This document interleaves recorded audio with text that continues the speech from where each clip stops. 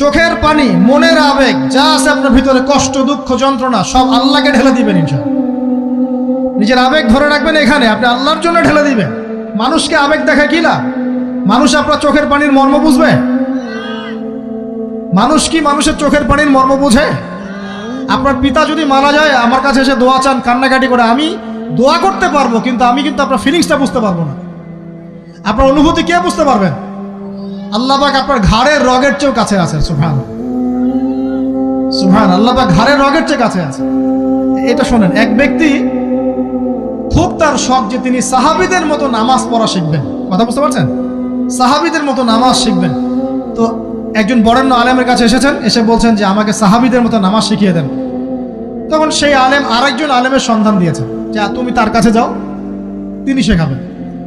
তো সেই ব্যক্তি একটু অবাক হয়েছেন, কারণ যাকে প্রশ্ন করেছিলেন তিনি অনেক বড় মুহাদ্দিস, আর যার কাছে পাঠানো হচ্ছে তিনি অত বড় মুহাদ্দিস নন, কিন্তু আবেদ, আমল করেন। তাকে গিয়ে বলছেন উনি আমাকে পাঠিয়েছেন সাহাবী বলা নামাজ শিখিয়ে দেন। তখন তিনি বলছেন ঠিক আছে, সুন্দর করে ওযু করে আসো, সুন্দর করে ওযু করে আসো। ওযু করার সময় খালি খেয়াল রাখবা যে আমি ওযু করছি শুধু আল্লাহর সন্তুষ্টির জন্য। কি খেয়াল রাখবেন? ওযু করছি শুধু আল্লাহকে রাজি খুশি করার জন্য ওযু করছে, আর কোনো উদ্দেশ্য নাই আমার। ওযু করতে যাচ্ছে, তিনি আবার বলছেন দাঁড়াও, শুধু আল্লাহকে রাজি খুশি করার জন্য ওযু করো। আবার শুরু করছেন, আবার বলছেন শোনো, শুধু আল্লাহকে রাজি খুশি করার জন্য ওযু করো।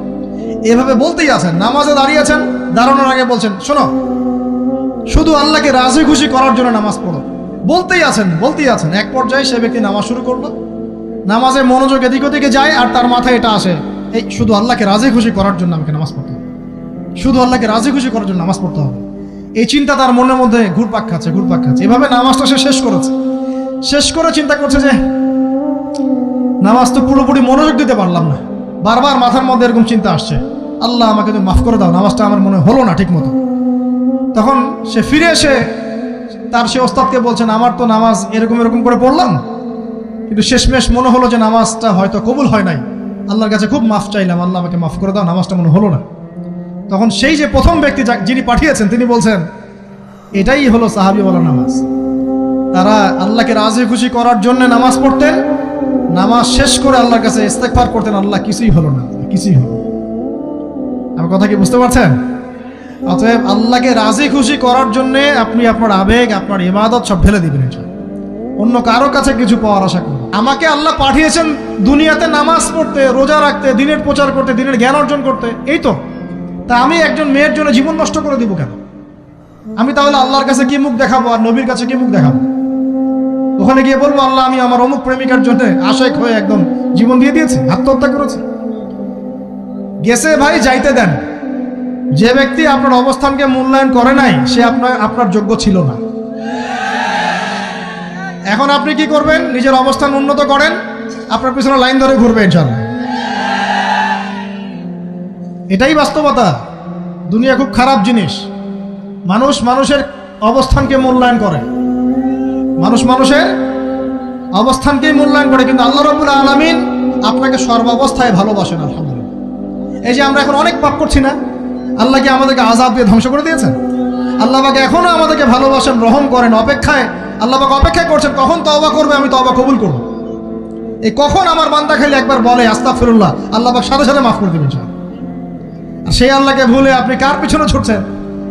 আমরা কিন্তু নিয়াত করতে পারি ভাই যে আমরা যারা ওয়াজ শুনলাম জীবনে কোনোদিন সিগারেটে হাত দিব না ইনশাআল্লাহ। রাজি আছি ভাই? অন্য বড় বড় জিনিস তো বহুত দূরের কথা। আচ্ছা, অনেকে রাজি হয় নাই কেন? আপনারা কি অলরেডি আসক্ত? আমি অনেক ভাইকে দেখেছি মাশাআল্লাহ ইফতার খুলেই একদম বেনসন টানা শুরু করে। হ্যাঁ, এটা যে হারাম আপনাদের কেউ ওয়াজ করে শোনায় নাই? এটাকে কি মনে করেন আপনারা, হারাম না হালাল? কেউ বলেছে মাকরু, নাকি মাকরু ফতোয়া দিয়েছে? মাকরু শব্দের অর্থ জানেন আপনি? মাকরু শব্দের অর্থ কি শোনেন। সূরা বনী ইসরাইল খুলবেন। কোন সূরা? সূরা বনী ইসরাইল। আল্লাহ পাক বলছেন আমি বনু ইসরাইলকে এই কাজগুলো করতে নিষেধ করেছেন। কোন কোন কাজ?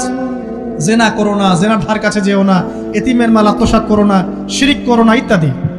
যারা আলেম আছেন তারা আমার কথা বুঝবেন। এই কাজগুলোর পরে আল্লাহ পাক বলছেন যে এই প্রত্যেকটা কাজ আল্লাহর কাছে মাকরুহ, অপছন্দের। কিসের? অপছন্দ। আর এটাকে আপনি সহজ মনে করছেন? নিয়াত করি আল্লাহ পাকের সন্তুষ্টির জন্য আমরা কোনোদিনও মাদকের সাথে সম্পৃক্ত হব না ইনশাআল্লাহ। আর বিশ্বাস করেন, শুধুমাত্র মাদকদ্রব্য নিয়ন্ত্রণ অধিদপ্তর এই আইন কানুন এগুলো দিয়ে, জরিমানা দিয়ে মানুষকে মাদক ছাড়ানো যাচ্ছে না, যাবে না। কেন যাবে না এটা আপনারা খুব ভালো করেই জানেন, আমি বলতে চাচ্ছি না। অনেক সময় মাদক বিরোধী কনসার্ট করে মানুষ, মাদক বিরোধী কনসার্টে ওঠার আগে এক বোতল ডাইল খেয়ে আসে আগে। এগুলো কি বাস্তব কথা বলছি না অবাস্তব কথা বলছি? আমাদের যুবক ভাইরা কোশ্চিন কালেও মাদকের ধার কাছে যাবেন না ইনশাআল্লাহ। একটা হাদিস খালি মনে রাখেন, এই হাদিসটা মনে রাখেন। নবী সাল্লাল্লাহু আলাইহি ওয়াসাল্লাম বলেছেন, কেউ যদি মাদকদ্রব্য সেবন করে তার 40 দিনের নামাজ কবুল হবে না। সিগারেট একটা খেয়েছি, 40 দিন নামাজ নাই। এরপর যদি সে তওবা করে আল্লাহ মাফ করে দিবেন। আবার যদি মাদক খায় আবার 40 দিন কবুল হবে না। যদি আবার তওবা করে আল্লাহ মাফ করে দিবেন। আবারও যদি খায় আবারও 40 দিন কবুল হবে না। আবারও তওবা করলে আল্লাহ আবার মাফ করে দিবেন। চতুর্থবার সে যদি মাদক খায়, আল্লাহ রসুল সাল্লাল্লাহু আলাইহি ওয়াসাল্লাম বলছেন, আল্লাহ পাক কিয়ামতের মাঠে তাকে তিনাতুল খাবাল পান করাবেন। কি পান করাবেন? তিনাতুল খাবাল। সাহাবীরা বললেন, ইয়া রাসূলুল্লাহ, এটা কি তিনাতুল খাবাল? কি? নবী সাল্লাল্লাহু আলাইহি ওয়াসাল্লাম বলছেন, এটা হচ্ছে জাহান্নামীদেরকে আযাব দেওয়ার পর তাদের রক্ত মাংসের যে পুঁজ বের হবে, এই যে ড্রিঙ্কস, জাহান্নামের হার্ড ড্রিঙ্কস, এই ড্রিঙ্কসের নাম হলো তিনাতুল খাবাল। আল্লাহ পাক আমাদের সবাইকে মাদক থেকে বাঁচিয়ে রাখে। আমল হচ্ছে কোরআন তেলাওয়াত। যে ব্যক্তি কোরআন তেলাওয়াত করতে পারে নিয়মিত, তার মনের মধ্যে এই হতাশা, এই ভীরুতা, এই কাপুরুষতা কিচ্ছু আসবে না ইনশাআল্লাহ। আমি গ্যারান্টি দিচ্ছি আপনাকে, হতাশা আসবেই না আপনার মনে যদি আপনি কোরআন বুঝতে পারেন। কোরআনের একটা আয়াত নিয়ে কোনো সময় দেখা যায় 2-3 ঘন্টা সময় পার হয়ে যাচ্ছে, আয়াতটা ছেড়ে সামনে যেতে পারছি না। কোরআনের ভিতরে ঢুকলে আপনি দুনিয়ায় ভুলে যাবেন কি হচ্ছে আশপাশে। আমি এমন অনেক আলেমকে দেখেছি যে একটা বই, পাতলা একটা বই, আরবি বই নিয়ে পড়া শুরু করেছেন, ওই যে ফজরের পরে জোহরের ওয়াক্ত হয়ে যাচ্ছে, বইটাই শেষ করতে পারেননি। বুঝতে পারবেন না, যখন আপনি ইলমের ভিতরে ঢুকে যাবেন, কোরআনের ভিতরে, হাদিসের ভিতরে, আপনার দুনিয়ার খেয়ালই নাই। একজন আলেম, তিনি এক রাত্রে একটা বই লিখেছিলেন, চটি বই, এক রাত্রের মধ্যে। বলা হচ্ছে, তার সম্পর্কে বলা হচ্ছে যে রাতের খাবার তাকে দেয়া হয়েছে যে আপনি এটা খেয়ে নেন। তো সে খাবারটা পাশেই আছে, খাবারটা খাবো, এটা লিখে খাবারটা খাবো, এরকম তার চিন্তা ছিল। ফজর হয়ে গেছে, বই লেখাও শেষ, খাবার এই অবস্থায় পড়ে আছে, ডুবে গেছেন ভিতরে, খাওয়ার মাথায় খেয়াল নাই। এরকম হয়। একজন মনীষী, বিখ্যাত মনীষী, রিয়াদুস সালেহিন কিতাবের রাইটার, সংকলক আল্লামা নববী রাহিমাহুল্লাহ, এরকম সারা রাত চলে গেছে, পাশে 2টা খেজুর, ওই 2টা খেজুর খাওয়ারই সময় পান। হাদিস নিয়ে গবেষণা করতে রাত পার হয়ে গেছে। আমি বলতে চাচ্ছি, যখন ইলমের ভিতরে, কোরআন হাদিসের ভিতরে ঢুকে যাবেন, আপনার দুনিয়ার খেয়াল আপনার চলে যাবেন ইনশাআল্লাহ। এই টেনশন, হতাশা, এই সেই বাদ, তখনই আল্লাহ পাক আপনাকে তার পক্ষ থেকে রহমত দিবেন, বরকত দিবেন, আল্লাহ আপনার দুনিয়ার কাজগুলো করে দিবেন ইনশাআল্লাহ। তখন দেখবেন কেউ আপনার দুনিয়ার ওই কাজটা করে দিয়েছে, কেউ ওই কাজটা করে দিয়েছে, কেউ বাসায় খাবার পাঠিয়ে দিয়েছে, আল্লাহ পাকই এগুলো করাই দিবেন ইনশাআল্লাহ। তো প্রিয় ভাইরা, মাদকে যাব না আল্লাহর কাছে আসবো? 2 নাম্বার কোরআন তেলাওয়াত, 3 নাম্বার আল্লাহর জিকির। 3 নাম্বার কি ভাই? আল্লাহর জিকির। চলতে ফিরতে সব সময় মুখ চলতে থাকবে, মুখ না চললেও মনে মনে মন তাজা থাকবে, মনে মনে জিকির হতে থাকবে। মনে মনে জিকির করতে পারেন?